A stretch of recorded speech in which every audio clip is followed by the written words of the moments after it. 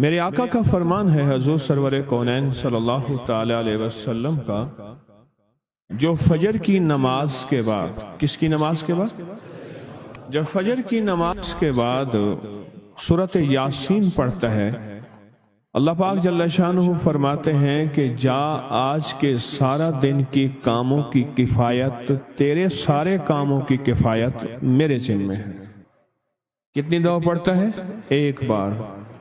جو فجر کی نماز کے بعد سورۃ یاسین پڑھتا ہے تو اللہ پاک فرماتے ہیں جا آج سارا دن کے کاموں کی کفایت میرے ذمہ ہے، یعنی سارے تیرے کام میرے ذمہ ہیں، میرے ذمہ ہیں۔ میں ایک عمل بتایا کرتا ہوں کہ جب آپ کسی نئے گھر میں جائیں 81 بار سورۃ یاسین مل کے پڑھ لیں۔ نئے گھر میں جائیں، اپنے گھر میں رہتے ہوئے تسبیح خانہ نیا گھر ہے، وہ گھر بھی عارضی ہے، بھی عارضی، کیا خیال ہے؟ اور یہاں اگر سورۃ یاسین 81 دفعہ پڑھ لیں، وہاں کی ساری برکات نصیب ہوتی ہیں۔ یہ جو 81 کا عدد ہے یہ اوتاد کا ہے۔ قرآن کی کون سی آیت ہے اوتاد کے ساتھ؟ والجبال اوتادا۔ اوتاد عربی زبان میں میخوں کو کہتے ہیں، ہم نے پہاڑوں کو میخیں بنا دی ہیں۔ اوتاد۔ جو بندہ 81 دفعہ سورۃ یاسین جو مجمع مل کے پڑھ لے، 81 اوتاد، اوتاد کہ پہاڑوں کو ہم نے میخیں بنا دیا، جس کی وجہ سے زمین کھڑی ہے، جس کی وجہ سے۔ اسی طرح نظام عالم جو کھڑا ہے اوتادوں کی وجہ سے ہے۔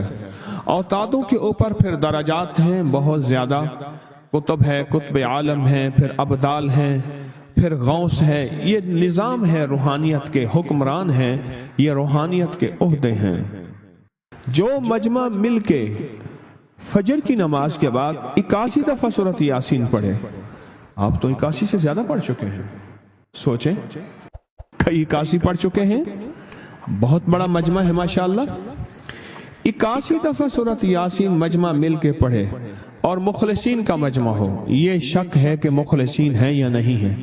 مثلا آپ جائیں اور آپ جا کے کہیں سے بندے اکٹھے کر کے لائیں اور انہیں لاکھ مخلص ہونے کا 1 گھنٹے کا گھوٹا لگائیں اور ان سے بات کریں، پھر بھی شک ہے مخلصین ہیں یا نہیں ہیں۔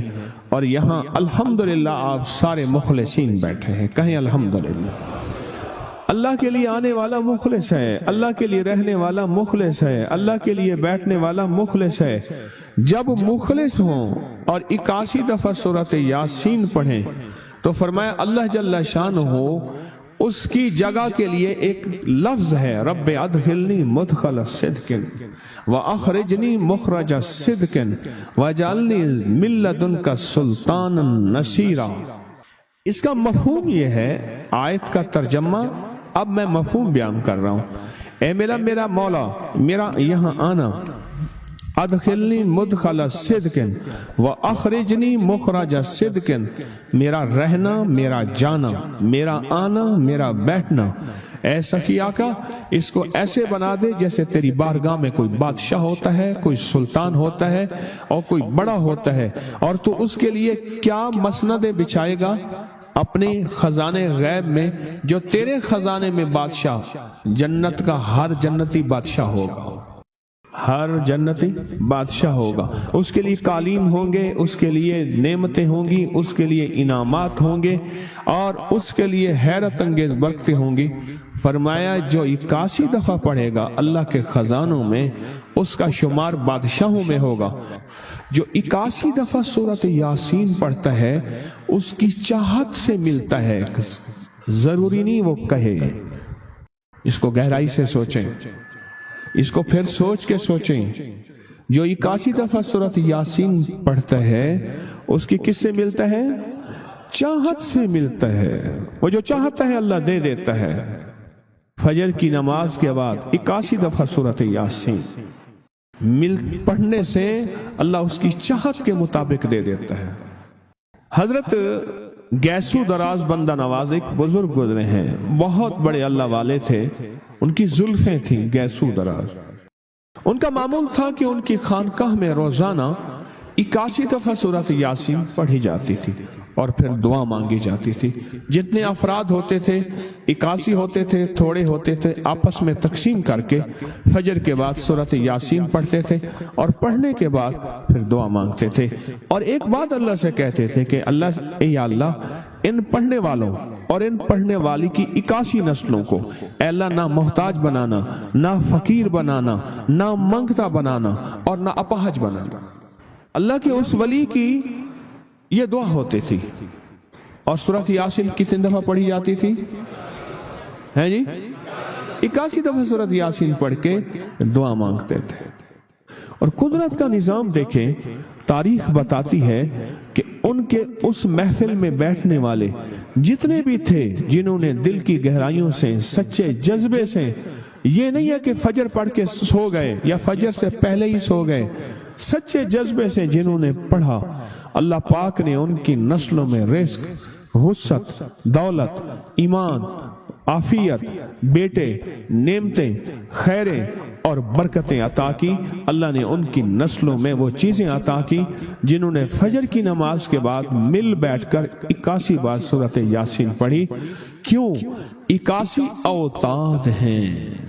मैं आज दुनिया मालदार होने के राज बता रहा हूं। अगर आज कोई बंदा मेरे मालदार होने इनके राजों को पकड़ लेना, ये अगर फिर दुनिया हंसना चाहते हैं और सिर्फ अपने लिए नहीं, अपनी नस्लों के लिए, नस्लों के लिए नहीं, नस्ल दर नस्लों के लिए, उनकी नस्लों के लिए नहीं, उनकी अगली नस्लों के लिए, तो फिर मैं जो अगला कदम बता रहा हूं, अभी जो क्या बता रहा हूं, 2.5% निकाल के देखो तो सही। देखो बात सुनो, अगर जेब भरनी है ना, और बहुत भरनी है, मुझे कई लोग कहते हैं आपने जो तरीके बताए हैं, थैली बेकार हो गई, आप थैलों पे काम आ गया। मैंने 2.5% का एक पैकेज बताया था साल पहले। आज भी कितने बेशुमार लोग हैं जो 2.5% निकाल रहे हैं अपनी तनख्वाह में से, या अपनी रोज की आमदनी में से, या अपनी सालाना आमदनी में से, और वो 2.5% ज़कात नहीं होगी, वो हदिया की नियत करके, ताकि अगर किसी को दें तो शरन जायज हो।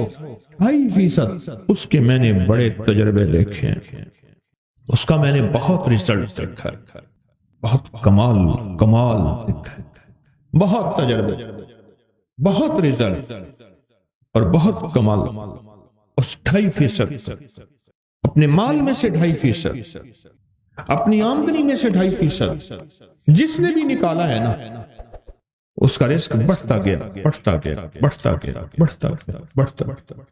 एक साहब ने अपना वाकया सुनाया, कहने लगे कि मुझे एक जगह की जरूरत थी, और वो जगह थी 19 करोड़ की।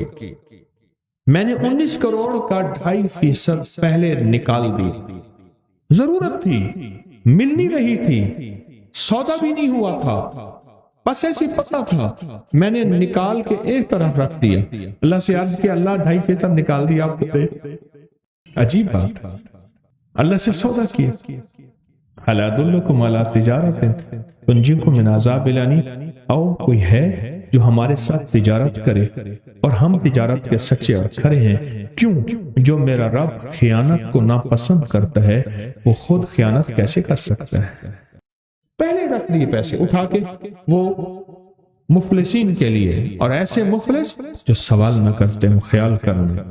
चौराहों पे खड़े होने वाले, घर घर मांगने वाले, सवाल करने वाले, इनमें 90, 99 और 100% वो होते हैं जिनके बड़े ताकतवर बैंक बैलेंस होते हैं। कि अल्लाह मैंने ये निकाल दिया, आप दे दे। अब झोली बिछा के बैठ गया, दे आप अपने खजाने गैब से, ना मैं सोनी ना दौलत पल्ले, मेरे पास कुछ भी नहीं है, बस तू ही तू है, तू ही। और वो कहने लगे मुझे मिला वो, और हैरत अंगेज तौर पे मिला 2.5% अपने माल में से। आपके पास थोड़ा माल है, क्या हर्ज है? ज्यादा माल है, क्या हर्ज है? 2.5%। अगर फिर दुनिया हसनता चाहते हैं, मैं आज दुनिया मालदार होने के राज बता रहा हूं। अगर आज कोई बंदा मेरे मालदार होने इनके राजों को पकड़ लेना, ये اگر پھر دنیا حسنہ چاہتے ہیں اور صرف اپنے لیے نہیں، اپنی نسلوں کے لیے نہیں، نسل در نسلوں کے لیے، ان کی نسلوں کے لیے نہیں، ان کی اگلی نسلوں کے لیے، تو پھر میں جو اگلا قدم بتا رہا ہوں، ابھی جو کیا بتا رہا ہوں، 2.5% نکال کے دیکھو تو صحیح، دیکھو بات سنو، اگر جیب بھرنی ہے نا، اور بہت بھرنی ہے، مجھے کئی لوگ کہتے ہیں آپ نے جو طریقے بتائے ہیں تھیلی بیکار ہو گئی، اب تھیلوں پہ کام آ گیا، تھیلی، اب تھیلے بڑے بڑے بیگ، اگر جیب بھرنی ہے نا تو اس جیب سے نکال کے اس کریم کے خزانے میں دو جو لوٹانا اچھی طرح جان، یاد رکھ، جو لوٹانا اچھی طرح جان، 2.5% نکالے، آپ کی آمدنی کم سے کم جتنی بھی ہے اس کا 2.5% نکالے۔ مجھے کئی لوگوں نے کہا 2.5% سے ہم نے جب دیکھا اللہ نے اتنا زیادہ دیا، 5% نکالنا شروع کیا، 5% سے اللہ نے اور بڑھایا، پھر 10% نکالنا شروع کیا۔ مجھے کئی لوگوں نے مجھے بتایا کہ ہم نے بہت زیادہ بڑھانا شروع کر دیا، آگے بڑھایا، اچھا اتنا دیا تو اتنا ملا، اتنا دیا تو اتنا ملا۔ یہ فی دنیا حسنتوں کے میں گر بتا رہا ہوں، یہ فی دنیا حسنتوں کے میں سیڑھیاں بتا رہا ہوں، یہ فی دنیا حسنتوں کے فیض بتا رہا ہوں کہ آپ ترقیاں کرتے جائیں۔ یاد رکھیے گا میرا رب بڑا قدردان ہے، اور جو بندہ کر کے دے اور رب نہ لوٹائے یہ ممکن ہی نہیں۔ جیسی کرنی ویسے بھرنی، نہ مانے تو کر کے دے، دوزخ بھی ہے جنت بھی ہے، محشر بھی ہے مر کے دے۔ 2.5% کا بڑا ریزلٹ ہے۔ کسی کو ملا 2.5% کا ریزلٹ؟ کیا ملا؟ کہنے لگے میرے والد اپنے ہر کام میں 2.5% نکالتے ہیں، آج تک کمی نہیں ہوئی۔ کہتے ہیں ایک لفظ کہا خیر و برکت ہوئی، دوسرا لفظ کہا جیب بھری رہتی ہے، تیسرا لفظ کہا لاکھوں کا فائدہ ہوتا ہے۔ اور ایک بات بتا دوں، کبھی مجھے نہ دینا 2.5%، اور کبھی کپڑا جو سڑکوں پہ کپڑے لگا دیں، جو اشتہار لگا دیں، کبھی نہ دینا، غلطی نہ کرنا۔ 2.5% تول کے نکالنا اور دینا بھی تول کے۔ اور کن کو دینا ہے؟ رشتہ داروں کو۔ کون سے رشتہ دار؟ جو غریب ہیں، چاہے وہ دشمن ہوں، فاسد ہوں، انہوں نے گالیاں دی، انہوں نے برا بھلا کہا، انہوں نے میری نسلوں کو ذلیل کیا، انہوں نے میرے باپ دادا کو خوار کیا، پر آج غریب ہیں، آج ضرورت مند ہیں، چپکے سے، احتیاط سے انہیں دو۔ کیوں؟ قرآن نے دینے کے جو درجے بتائے ہیں وہ ہیں وَبِذِی الْقُرْبَى پہلا درجہ، وَالْیَتَامَى دوسرا درجہ، وَالْمَسَاکِین تیسرا درجہ، اور چوتھا درجہ ہے مسافر پردیسی وابن السبیل۔ یہ پہلا درجہ کون سا؟ رشتہ دار۔ صلہ رحمی کر لینا۔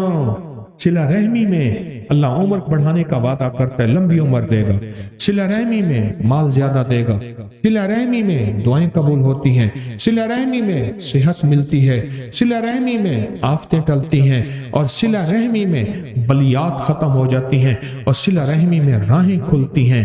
صلہ رحمی جو تجھ سے توڑے تو اس سے جوڑ، جو تجھے محروم کرے اسے عطا کر، جو تجھ پہ ظلم کرے اسے معاف کر۔ اولین اور آخرین کے یہ اعلیٰ اخلاق۔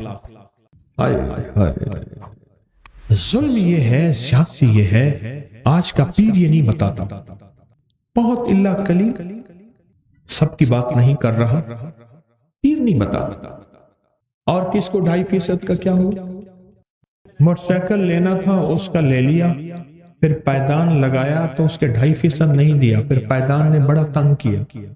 5% کا کہنے لگے میں نے پروگرام بنایا تھا، غیب سے مکان مل گیا لاجواب، جی کہنے لگے میں نے موبائل لیا، اس کا 2.5% دیا، 3 سال استعمال کیا، پھر بیچ دیا، جبکہ گھر والوں کے ساتھ ایسا نہیں ہوا۔ عجب بات کہی ہے۔ کہتے بیماریوں سے بچت رہتی ہے زندگی میں۔ آج جو 50 60 70 80 سال کے اگر بیٹھے ہیں ان سے ایک سوال کرو، اتنے ڈاکٹر، اتنے حکیم، اتنے میڈیکل سٹور پہلے تھے؟ میں کبھی کبھی نا کبھی ہسپتالوں میں جاتا ہوں مریضوں کی عیادت کرنے، پتہ چلتا ہے کہ ساری دنیا ہی ہسپتالوں میں ہے۔ معلوم تو ایسے ہوتا ہے کہ ساری دنیا ہسپتال پہنچی ہوئی ہے۔ کہتے ہیں 2.5% نکالنے سے بیماریوں سے حفاظت رہتی ہے، اور دنیا کا خوش قسمت تاجر گن گن کے ایک ایک زکوٰۃ نکالے اور کہے بیٹا اتنے لاکھ نکلی ہے اور اتنے اور لگا دو، ذرا چھکتا لگا دو جو پچھلی زندگی میں نے نہیں دی تھی، وہ بھی ہر سال۔ ایک تاجر کو میں نے دیکھا، مجھے بے شمار تاجر ملے ہیں تسبیح خانے کی نسبتوں کے بعد، ایک تاجر کو میں نے دیکھا جو پچھلے اس نے 36-37 سال کی زکوٰۃ نکالی۔ 36-37 سال کی، ہر سال کر کر کے نکالی۔ میں نے اتنی نہیں نکالی تھی، اس وقت میں اتنا مالدار تھا لہٰذا اتنی بنتی ہوگی، لہٰذا اتنی زکوٰۃ۔ پھر میرا مال بڑھا، پھر یوں بڑھا، پھر یوں بڑھا، پھر یوں بڑھا، اور رب کا نظام دیکھے، رب کا نظام دیکھے۔ زکوٰۃ، اچھا وہ پہلے زکوٰۃ ادھر ادھر دے دیتا تھا، جو بورڈ لگاتے تھے، کپڑا لگاتے تھے۔ جب مجھ سے اس نے نا کہنے لگے، میں نے کہا بذل القربہ، اپنے رشتہ دار، شریک برادری، وہاں جب دینا شروع کیا نا، ایک دفعہ مجھے وہ صاحب اپنی فیکٹری میں لے گئے، کہنے لگے آپ ضرور دعا کریں۔ کئی عرصے سے کہہ رہے تھے، کسی اور شہر میں ایک دروازہ کھولا، ایک سخت سردی تھی لیکن اس کمرے میں اے سی چل رہا تھا، بڑی سی مشین تھی۔ کہنے لگے مل کے فیکٹری کے جی ایم نے کہا، بڑے مینیجر نے، کہ ہمارا کام بڑھ گیا ہے، ہماری مشینیں آپ آرڈر پورا نہیں کر سکتے، فلاں ملک میں ایک مشین ہے 19 کروڑ کی ملتی ہے۔ تو میں نے کہا کوئی حرج نہیں، منگوا لو۔ انہوں نے کہا یہ پیسے پہلے دینے ہوں گے، یہ پیسے لے لو۔ انہوں نے کہا یہ وہ مشین ہے، اور 19,000 روپے میری زندگی میں ہونا تو بڑی بات کہ میں نے سڑکوں پہ چاک بیچے ہیں، میں نے میمنیوں، رسید بک نہیں تو رسید بک یہ بیچی ہیں، میں نے یہ بیچی ہیں، میں نے یہ بیچی ہیں۔ اب عالم یہ ہے کہ یہ مشین میرے لیے کوئی مسئلہ نہیں کہ جب سے میں نے اللہ کو دینا شروع کر دیا، اللہ کہتا ہے جا اٹھا کے میرے منہ پہ مار دیا۔ ہم کسی کا احسان نہیں لیتے، رب سے بڑا غیرت والا کوئی ہو ہی نہیں سکتا، رب سے بڑا غیرت والا کوئی ہو ہی نہیں سکتا۔ اللہ بڑا غیرت والا غیور ہے، غیور ہے۔ اور 2.5% کا کس کو کیا ملا؟ اون کے بغیر، سود کے بغیر گاڑی ملی جی۔ پہلے کہتے ہیں ملازم تھا 15-16 ہزار، ایسے کم ملازم تھا۔ اب اللہ کا فضل ہے، اپنا کام ہے 2019 میں، اب 22 میں اپنا کام ہے، اور اللہ پاک بہت دے رہا ہے صرف اس 2.5% کی وجہ سے۔ آؤ رب سے سودے کرو، ڈرتے کس چیز کے لیے؟ شہنشاہ سے سودے کرتے ہو، غنی سے سودے کرتے ہو۔ ہے جو غنی کو دینے والا، فرشتہ آوازیں دیتا ہے کہ ایسے غنی کو دینے والا جو لوٹانا سب سے زیادہ جانتا ہے، اور جب لوٹاتا ہے تو 70 گنا زیادہ کر کے لوٹاتا ہے، اور 70 گنا سے مراد 70 نہیں ہے، 70 سے مراد واللہ یضاعف لمن یشاء، ایسا 70 جس کی کوئی عدد نہیں، جس کا کوئی تعداد نہیں، جس کے کچھ نہیں، وہ 70 ہے۔